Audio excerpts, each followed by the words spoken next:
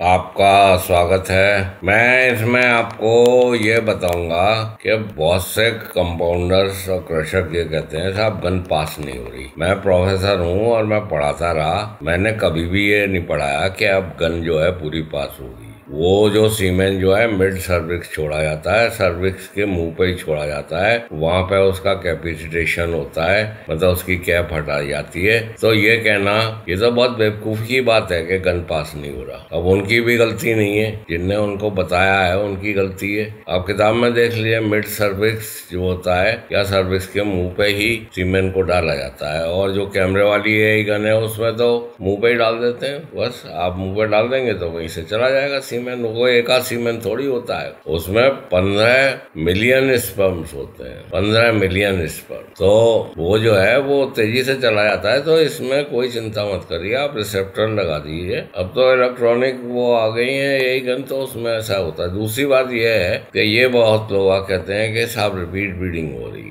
अगर आप अपनी गाय को ब्याने के 30 दिन के अंदर अगर वो हीट में नहीं आ जाती है और 2 महीने में ग्यामन नहीं हो जाती है तो उसका ब्रीडिंग सीजन चला जाएगा, वो जो है फिर रिपीट ही होती रहेगी। उसका इलाज ये है कि आप रिसेप्टर वगैरह लगाइए, पर वैसे ये ध्यान रखिए कि आपकी गाय जो है वो ब्याने के 30 दिन के अंदर हीट में आ जाती है। तो उसके लिए आप एंटीबायोटिक है टेफ्रोसैप लगा दीजिए और उसको ब्याने के बाद 10-10 दिन पे प्रेग्मा लगाते रहिए। अगर वो हीट में नहीं आती तो उसके बच्चेदानी में मवाद है, उसमें मैस्टाइटिस भी होगी और 50 झंझट हो जाएंगे, आपको दूध भी कम मिलेगा। और सबसे बड़ी बात है कि रिपीट ब्रीडिंग में गाय चली जाएगी। जो देसी गाय है उसको आदमी इसलिए नहीं करा रहा है कि वो दूध से भाग जाती है। भैंस भी ग्यामन होने के बाद, पर ये विलायती गायों में कोई ऐसा फर्क नहीं पड़ता। जो प्रेगनेंसी का लोड होता है बॉडी पे वो 10% होता है, लैक्टेशन का लोड जो होता है वो 100% होता है। तो अब इस बात को समझ लीजिए। हवाई जहाज उड़ाना और साइकिल चलाने में डिफरेंट है।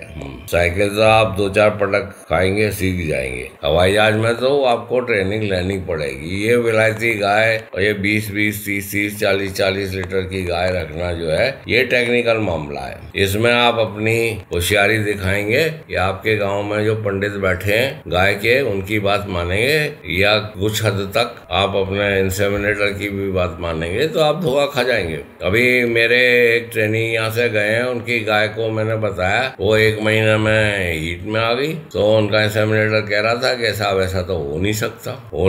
वो तो पूरी दुनिया में, मतलब अगर वो गाय जो है 9 महीने बाद ब्याती है तो उसके ब्याने के 3 महीने तक उसका ब्रीडिंग सीजन होता है। अगर वो जनवरी में आ गई तो जनवरी में से फरवरी, मार्च, अप्रैल तक उसका ब्रीडिंग सीजन है, उसके बाद वो ब्रीड नहीं करेगी। इसको समझ लीजिए, उसको कान खोल के समझ लीजिए। और ये मैं प्रोफेसर रहा हूँ, मैं ये वेटनरी डॉक्टर्स और इंसेमिनेटर को भी बता रहा हूँ कि फिक्र ये करिए कि वो हीट में आए, मतलब हीट में नहीं आएगी इसका मतलब उसमें मेट्राइटिस है तो मैस्टाइटिस भी होगी तो आपकी भैंस का भैंसा बन जाएगा। तो ये बड़ी गंभीर समस्या है, अपने पैर में खुद कुल्हाड़ी मत मारिए। धन्यवाद, आपने सुना। मैं प्रोफेसर सैया हूँ। मैंने 2 ही बात बताई कि रिंग पास करके सीमेंट घोड़े में डाला जाता है, गाय में नहीं डाला जाता। वहाँ पे कैपेसिटेशन होता है। अब कैपेसिटेशन देख लीजिए, वो सर्विक्स में होता है, सर्विक्स में ही आपको सीमेंट डालना है। दूसरी बात मैंने ये बताया कि गाय जो है वो ब्याने के 90 दिन में प्रेग्नेंट हो जानी चाहिए। गाय की वो जो है प्रेगनेंसी डायग्नोसिस वो 35-40 दिन पे हो जाती है। धन्यवाद, आपने सुना। ये जो है पशुपालन में विदेशी गायों के रखने में बहुत इम्पोर्टेंट बात है,